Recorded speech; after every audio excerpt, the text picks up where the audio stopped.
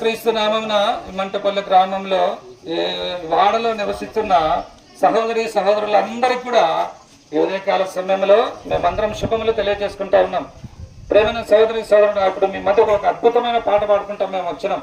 ఏం పాట అదంటే పరలోకము నా దేశము పరదేశులము మనం అనే పాట పాడుకుంటా వచ్చినాం. అవునండి, మన లోకం పరలోకం.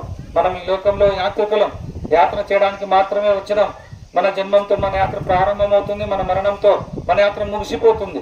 లోకంలో జన్మించిన ప్రతి ఒక్కరు కూడా ఈ లోకం వదిలి వెళ్ళిపోవాల్సినటువంటి వారే. ఎప్పుడైనా ఇది ఆలోచన చేసినావా సహోదరి సహోదరుడా? ఉదయకాలం నుంచి మనం కష్టపడుతూ ఉన్నాం, పని చేస్తూ ఉన్నాం, డబ్బులు సంపాదిస్తూ ఉన్నాం. అయితే అంత మన శరీరం కొరకే, అయితే మన ఆత్మ కొరకు ఎప్పుడైనా ఆలోచన చేసినావా? చనిపోతే నా పరిస్థితి ఏంటి? చనిపోతే నేను ఎక్కడికి వెళ్తాను? చక్కని ఇల్లు కట్టుకున్నావు, చక్కగా నిర్మించుకున్నావు, మంచిదే, దేవుడు ఇచ్చినాడు, మంచిదే. అయితే అది నీకు స్థిరమైనది కాదు. ఒకరోజు నువ్వు కట్టుకున్న ఇల్లు కూడా వదిలిపెట్టి నువ్వు వెళ్ళిపోవాల్సిందే. నీ భార్య బిడ్డలు నీతో ఉన్నదంతా కూడా ఒక దినాన్ని నువ్వు వదిలి వెళ్ళిపోవలసినటువంటి వాడవే. అయితే మాటలు వింటున్నటువంటి సహోదరి సహోదరుడా, ఒక్కసారి నువ్వు గమనించు, నీ జీవితం ఏంటి? ఎక్కడికి నీ ప్రయాణం? ఎక్కడికి నీ పరుగు? సహోదరి సహోదరుడా, దేవుని వాక్యం సెలవిస్తా ఉంది, ఏ భేదం లేదు, అందరు కూడా పాపం చేసి దేవుడు అనుగ్రహించు మహిమను పొందలేకపోతున్నారు. లోకంలో జన్మించిన ప్రతి ఒక్కరు కూడా పాపలని దేవుని వాక్యం సెలవిస్తా ఉంది. ఈ పాప హృదయంతో నువ్వు దేవుని చూడలేవు, ఈ పాప హృదయంతో పరలోకంలో నువ్వు ప్రవేశించలేవు, ఈ పాప హృదయంతో నీ జీవితంలో నెమ్మదిగా నువ్వు జీవించలేవు.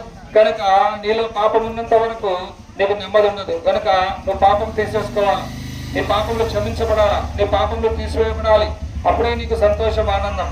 ఒక వ్యక్తి యొక్క పాపంలో పరిహరించలేనండి. ఎందుకంటే దేవుని వాక్యం చెప్తా ఉంది, నీతిమంతుడు లేడు, ఒక్కడు కూడా లేడు, అందరూ త్రోవ తప్పినటువంటి వాడే. కనుక ఈ లోకంలో ప్రతి మానవుడుగా త్రోవ తప్పినటువంటి వాడే. ఈ త్రోవ తప్పిన మానవునికి త్రోవ చూపించడానికి, మానవుని పాపం క్షమించడానికి, మానవునికి నిత్య జీవం ఇవ్వడానికి, మానవుని పరలోక రాజ్యంలో తనతో కూర్చొని పెట్టుటకు సృష్టికర్త అయినటువంటి దేవుడు నరావతారిగా ఈ లోకానికి దిగి వచ్చినాడు. ఆయన యేసు క్రీస్తు ప్రభుల వారండి. యేసు అంటే రక్షకుడు, క్రీస్తునగా అభిషక్తుడు. మానవుని పాపం నుంచి రక్షించడానికి ఈ లోకానికి ఆయన దిగి వచ్చినాడు. ఈ లోకంలో పవిత్రమైనటువంటి జీవితం జీవించినాడు, పాపం లేకుండా జీవించినాడు.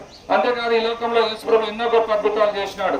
అయితే పాపైనటువంటి నిన్ను నన్ను ప్రేమించి తను తాను శిలువకు అప్పగించుకున్నాడు. తలకు ముళ్ళ కిరీటం, చేతులలో మేకులు, కాళ్ళలో శీలలు, ఆయన వీపంతా చారలుగా దున్నబడింది.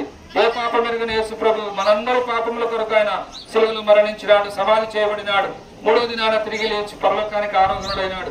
ఆయన పరలోకానికి వెళ్తూ ఒక మాట చెప్పినాడు, మీరు సర్వలోకమునకు వెళ్లి సర్వసృష్టికి స్వార్థను ప్రకటించడం.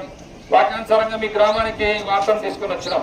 ఓ సహోదరి సహోదరుడా, మీరంత ఘోర పాపమైనా సరే, ఎన్ని దినాల నుంచి పాపంలో చేసిన వాడమైనా సరే, ఈ పాపముల సంఖ్య ఎంత పెద్దదైనప్పటికీ కూడా యేసు ప్రభు చెంతకు వచ్చి, యేసు ప్రభు నేను పాపిని, నన్ను క్షమించు, నీ రక్తంతో నా పాపం కడుగుని ఒక చిన్న ప్రార్థన చేస్తేగా యేసు రక్తం ప్రతి పాపం నుంచి నేను కడిగి పవిత్రులుగా చేస్తుంది.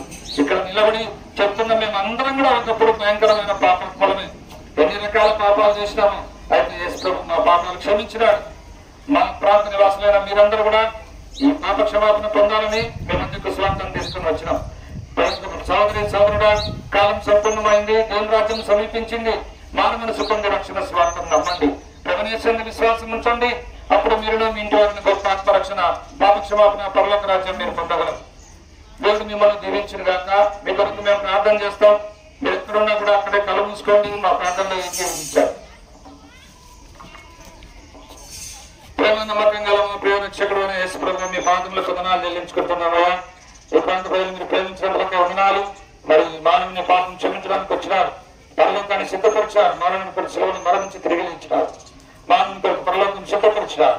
అందరూ అక్కడ ఉండాలని కోరినారు. ప్రేమ మీకు వందనాలు. ఈ ప్రాంత నివాసులను దీవించి ఆశీర్వదించండి, వాళ్ళ పాప క్షమాపణ కలుగజేయండి. అయ్యా ముందుకెళ్తున్నాం, మీ ఆత్మవిషయాన్ని అనుగ్రహించి మహిమ పొందవలసిందిగా యేసు ప్రభు నామమున ప్రార్థిస్తున్నాం మా తండ్రి, ఆమేన్.